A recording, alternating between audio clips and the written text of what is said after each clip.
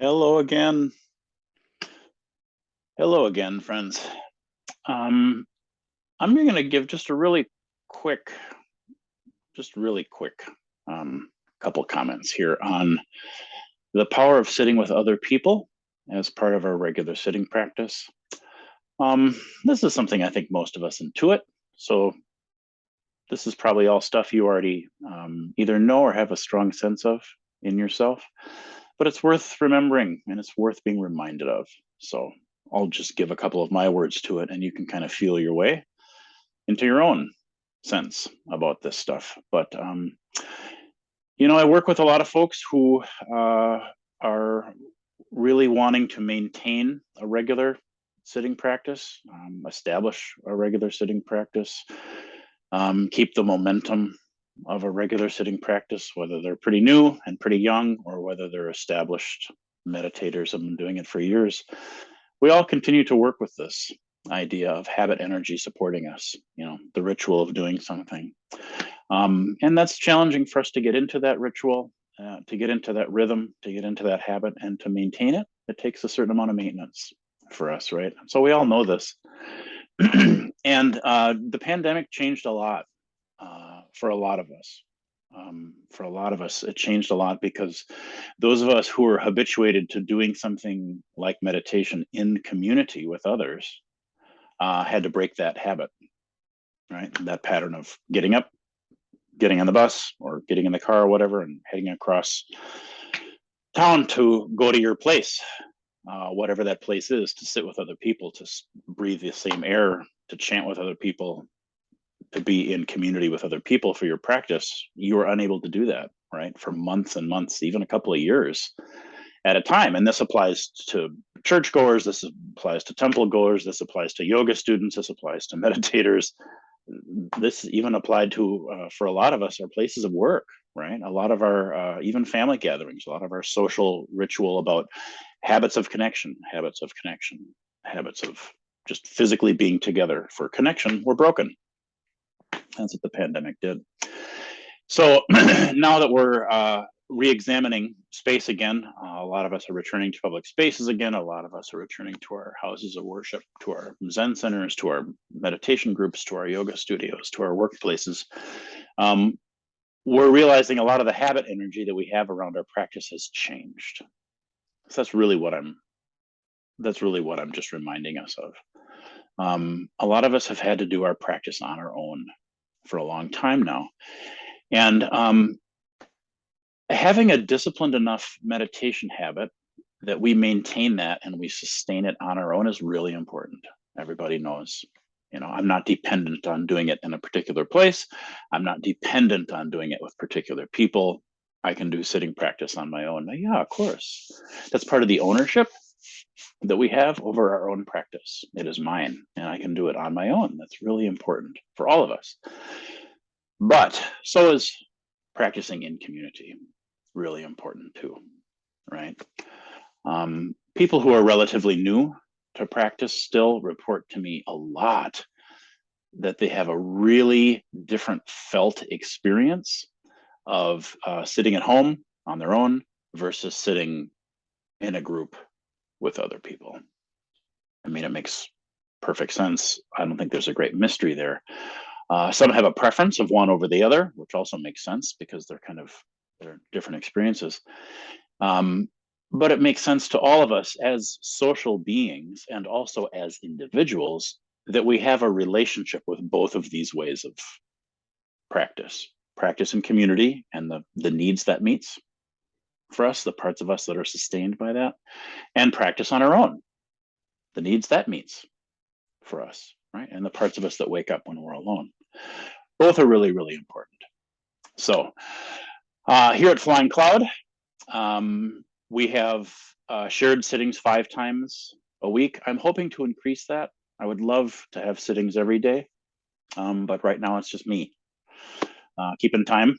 Most of the time, I've got some lovely community members who are kind enough to sub for me when I can't make it, and folks are very generous with their energy and they step forward. But generally speaking, I'm the one who shows up, keeps the time, chooses the chant, and does it. I love doing it. It's a wonderful thing for me to do. But we've got 5 regular sittings per week. We're hoping to increase that as time goes on. But I'm basically here to remind you, hey, we do this. I'm there. Just showing up and doing it, opening the virtual Zoom room. And when people show up, wonderful, we get to sit together. Sometimes there's a half a dozen of us. Sometimes it's just me. Right? That's fine too. But we're here to do it. And the advantages right now of the Zoom format, I think for now make a lot of sense to continue taking advantage of. No commute time. None of us have to start up gas-fueled vehicles and drive across town in order to sit together. But we do have a need that's met. The Zoom format, I appreciate, is not the same as being in the same physical space. Of course not. There's a different energy when we're together, and I miss that very much. That said, for these weekly sittings, there's a felt difference. I've asked a lot of people about this. There's a felt difference between me sitting at home alone with my timer facing the wall and me sitting with my friends over Zoom. I woke up this morning and I did my morning sitting as always, but I was joined by 3 of my Flying Cloud friends, right? We sat together. I didn't have to leave my house. They didn't have to leave their house. We didn't have to burn any fossil fuels. We didn't have to commute. We still had a chance to be together and ask about loved ones. Hey, how is your wife doing?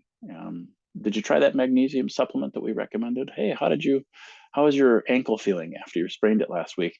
These little tiny social connections are really, really important to us as human beings. They're really important to us. So those moments of just being able to connect as people before we do our practice, after we close with our chant, they're part of what makes practice communal. They're part of the tissue, the connective tissue that binds a Sangha, whether it's a virtual Sangha, an in-person Sangha, a Christian Sangha, a Buddhist Sangha. I'm just using the word Sangha here to illustrate spiritual community, the way human beings come together to do spiritual practice is what I'm talking about. And they matter. So I'm offering these remarks today basically because I'm aware that I feel differently right now than I did 45 minutes ago. And a big piece of that is because, of course, I did my morning meditation.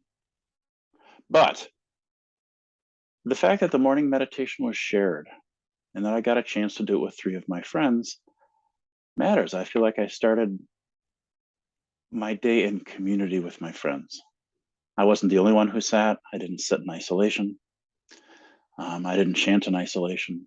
I didn't hold my mudra in isolation. I see the aspiration of my friends around their practice arise when I get to see them practice. And I'm buoyed by that, right? There's just a buoyancy to knowing that we're not alone. So to start our day together, even when we're not physically together, still has a huge power to it. It really does. So I invite you. I invite you to practice in person with other people, via virtual connection like this with other people. Of course, practice alone. That's also very, very important. But I would love to see. I would love to see you at the Flying Cloud sittings. Tuesday morning, Tuesday evening, Thursday morning, Thursday evening, Saturday morning. Check the practice calendar on the website for updates and changes and hopefully expansions. And if our schedule doesn't work for you, find a schedule that does, because pretty much every place now is doing virtual offerings in conjunction, right, with their in-person offerings. Lots of people are doing hybrid now. So if our sitting schedule doesn't match your own personal schedule, your work schedule, and that kind of stuff, check out MZMC, check out Clouds and Water, check out the New York Zen Center, check out San Francisco Zen Center. That's the beauty of the virtual connection, is space doesn't matter, right? And so you get to attend, you get to find community. You get to find community. So I encourage you to do that. It might help you as we head into these long winter months that tend to be isolating for those of us who live in colder climes. And I would love to see you at Flying Cloud. If there's anything else I can do to support your practice, as always, let me know. Thanks for your attention this morning, and I hope to see you soon. Okay, bye-bye.